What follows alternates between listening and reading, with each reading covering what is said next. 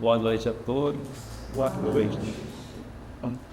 É com muita satisfação, com muita alegria que eu estou retornando à casa aqui pela segunda vez. E eu te gostaria agora de já fazer a prece inicial. Então vamos serenar os nossos pensamentos em agradecimento a Deus pelo dom da vida, pela oportunidade de estarmos aqui reunidos em busca de conhecimento, nesta casa que nos acolhe, nesta casa que é um grande escudo. E aqui estamos todos protegidos e levamos essa proteção para os nossos cabos. Que Deus nos abençoe, que nos ilumine nesta noite.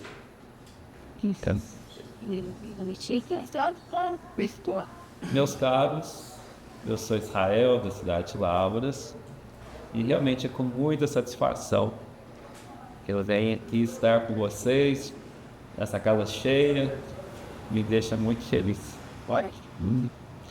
Bom, o tema da noite, dentro do Evangelho, capítulo 19, a fé que move montanhas, né?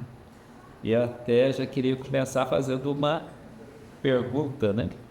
Será que realmente Jesus, quando disse isso, ele estava pensando em montanhas físicas, montanhas de pedras, montanhas de rochas? Ou será que ele queria nos alertar para as nossas montanhas interiores? Né? E as nossas montanhas interiores costumam ser mais altas, mais pesadas, mais difíceis de mover do que montanhas físicas. Né?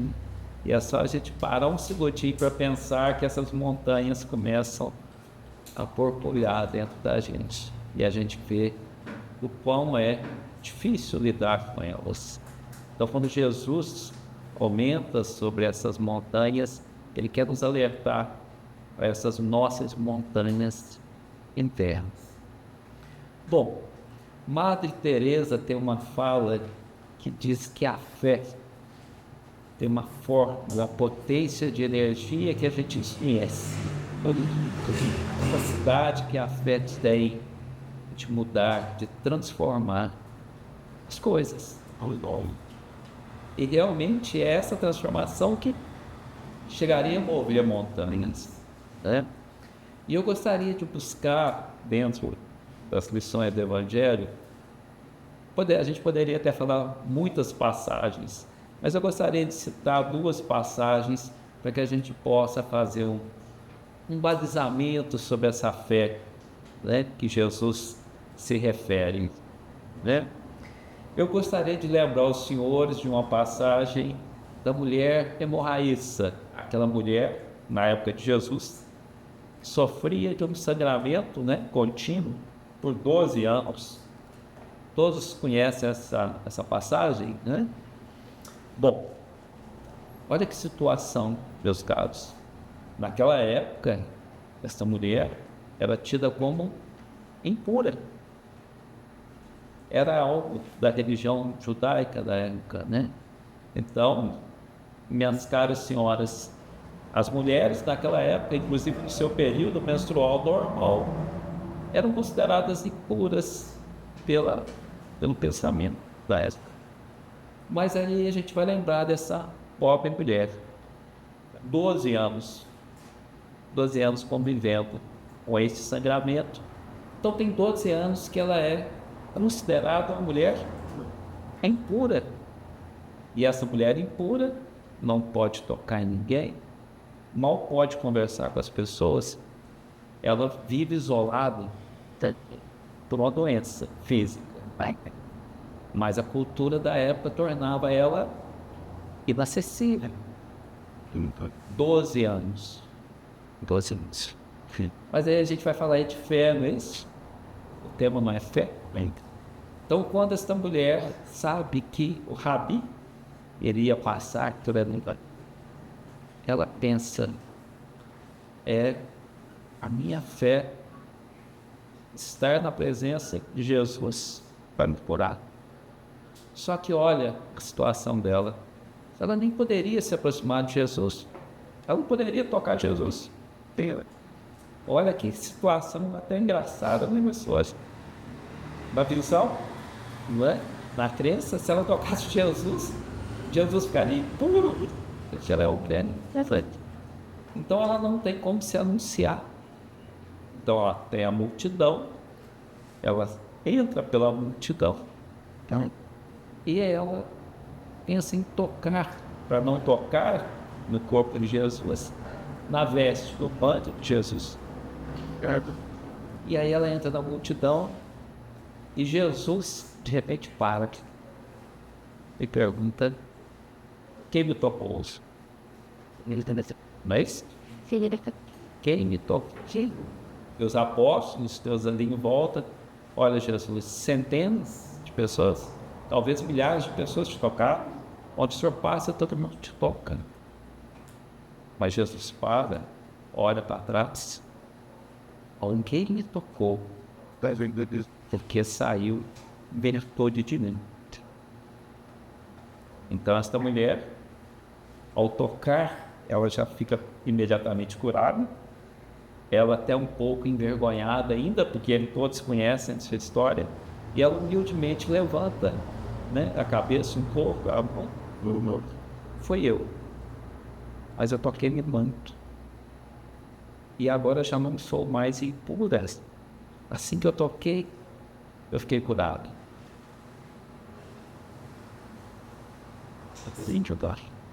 Jesus ainda se aproxima. Jesus tem um ato interessante, né? Quando alguém se ajoelha de frente a ele, a primeira coisa que ele faz, né? Levante-se.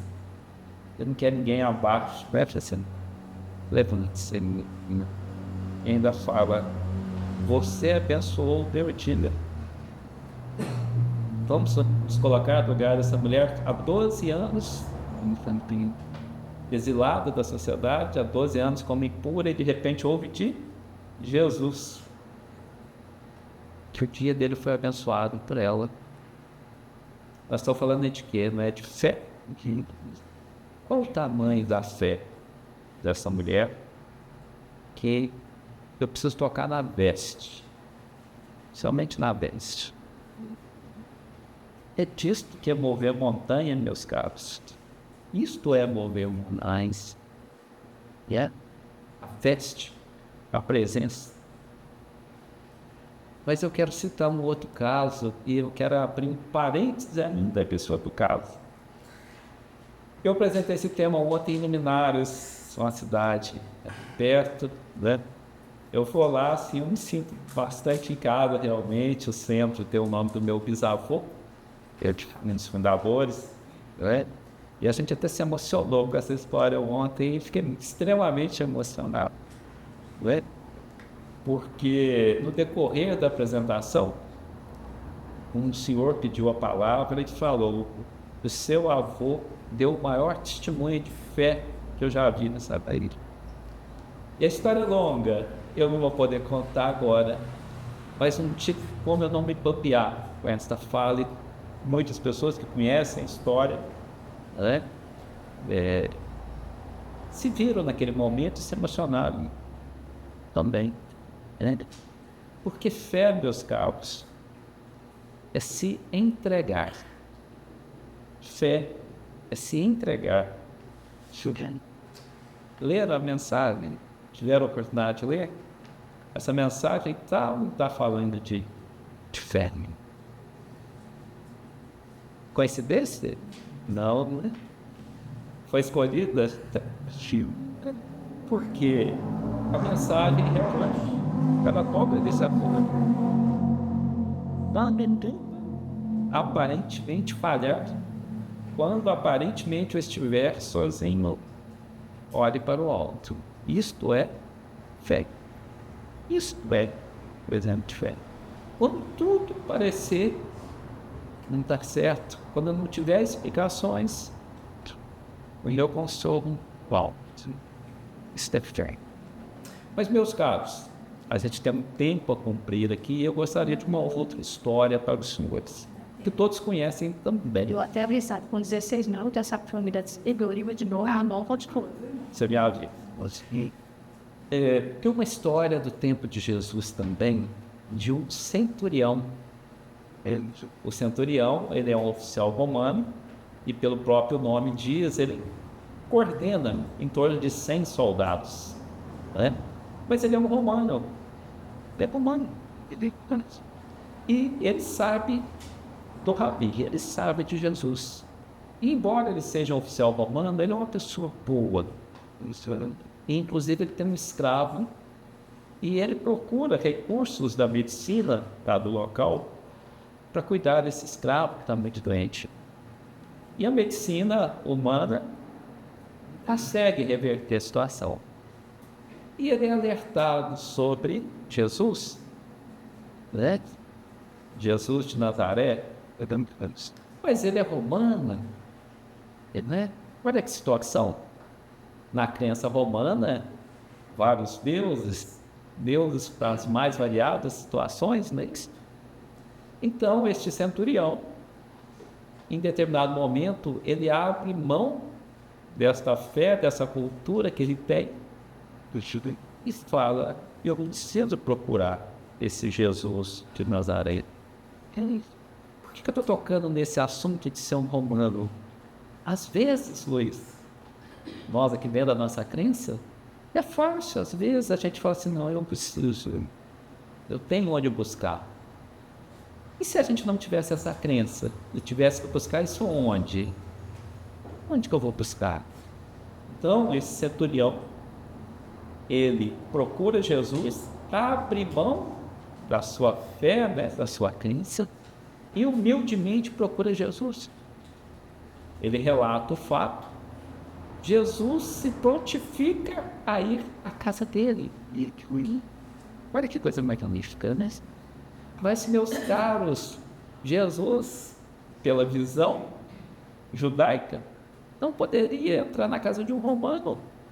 Olha como que eles eram cheios de crenças, né? De rituais. Rituais para alimentação, tinham que se lavar externamente, ficarem limpos externamente. Internamente, não se sabe, né? Mas o centurião tem esse certo temor que Jesus vá à casa dele. Mesmo porque, como que ele poderia explicar lá em Roma que ele, um centurião romano, recebe a visita deste judeu? Meus caros, nós precisamos voltar, né? Jesus, naquela época, era tido como um anarquista. Ele era um anarquista, né? Uma pessoa que discutia com os homens da lei, criava tumultos. Esta era a visão que Jesus tinha naquela época. Mas este centurião, imbuído de uma fé, imbuído de uma fé, diz a Jesus, ajoelhado: Senhor, eu acho que até Rabi que ele usa, o senhor não precisa ir na minha casa. Eu comando centenas de soldados. Eu falo para que eles vão, eles vão. Eu falo para que eles voltem, eles voltam. E o Senhor tem o poder de, pela sua palavra, o Senhor fala e o meu escravo fica curado. Isso é fé. Mas Jesus pede para que ele se levante e fala uma frase que tem meu nome. Vira para os apóstolos e diz: eu não vi esta fé entre os povos de Israel. Eu não vi esta fé entre os meus, que me perseguem, inclusive. Então é disso que a gente precisa amadurecer dentro desses minutos aqui de reflexão.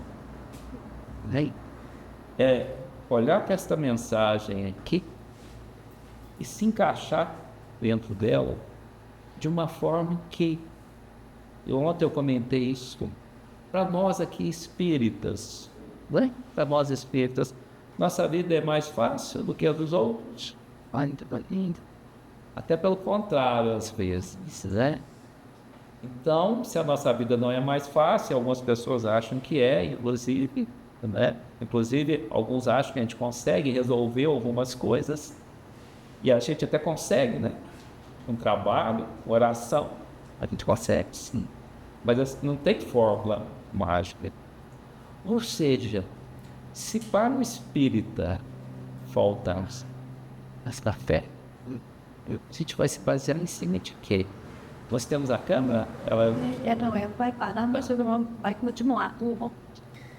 Então, dentro deste raciocínio, né, a vida para nós tem as mesmas dificuldades.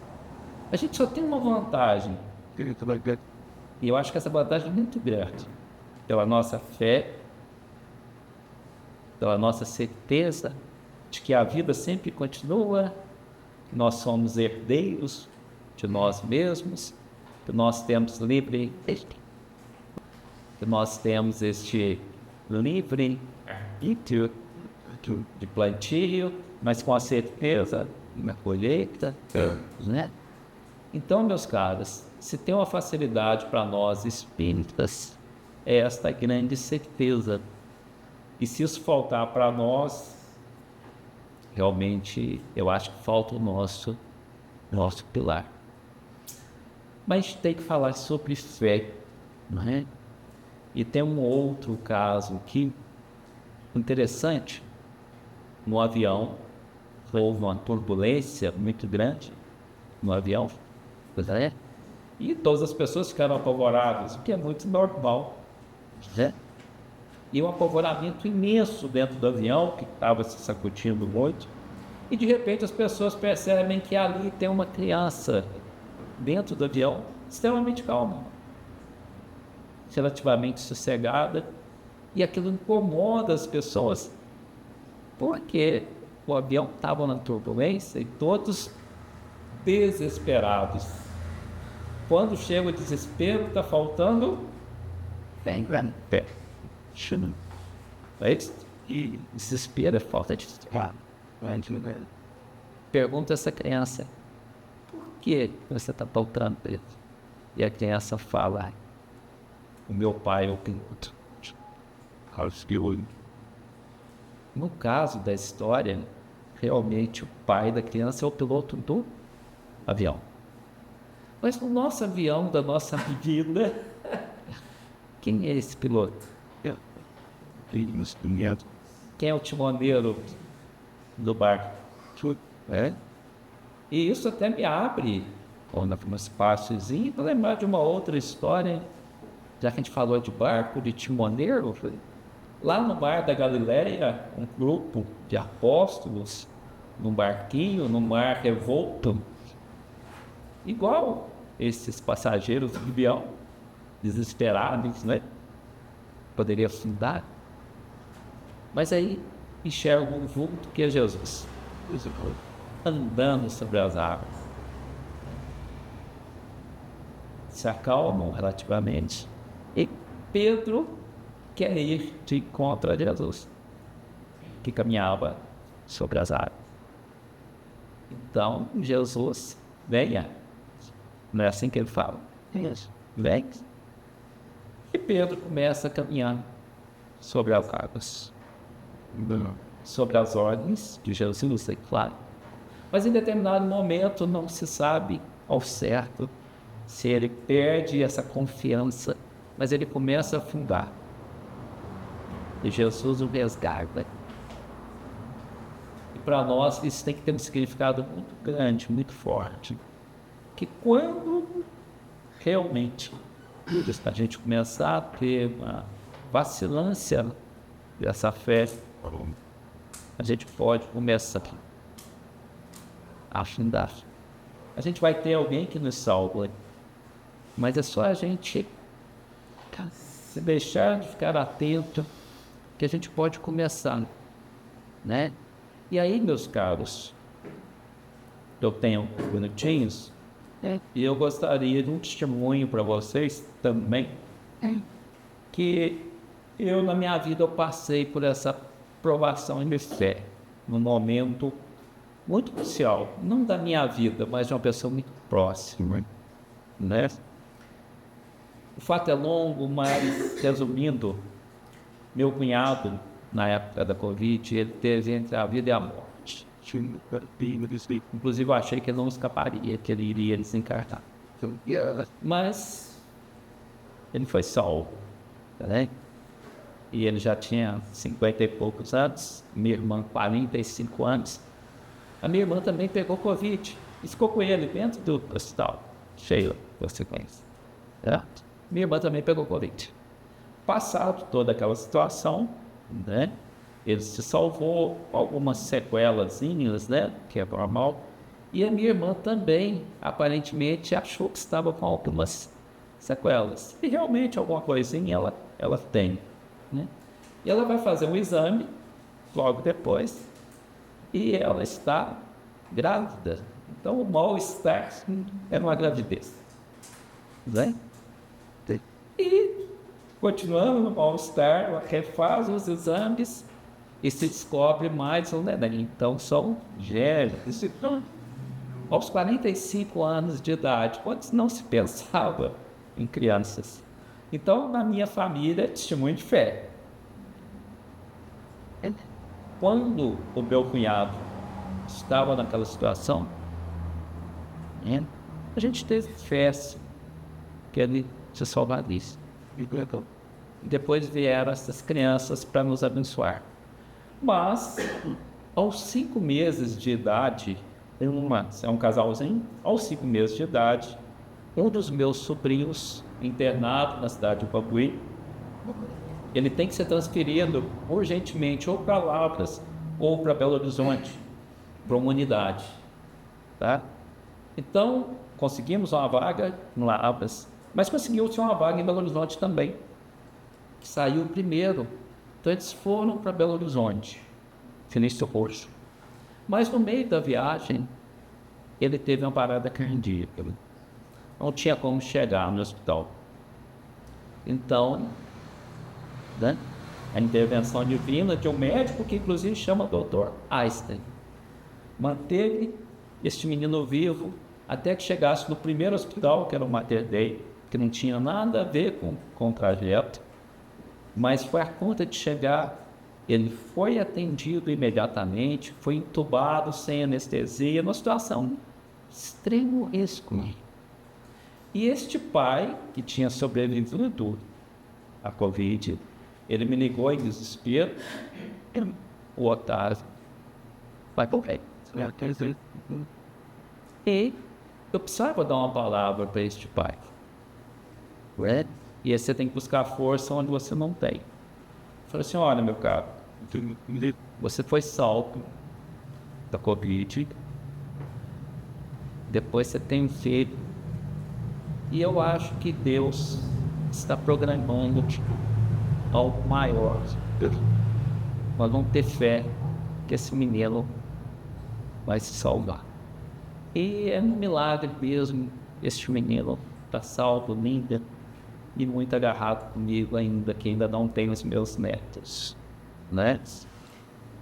E eu acredito que se não fosse a base espírita da minha família, principalmente pelo lado da minha mãe, né, que meu pai é católico, a gente não teria essa estrutura.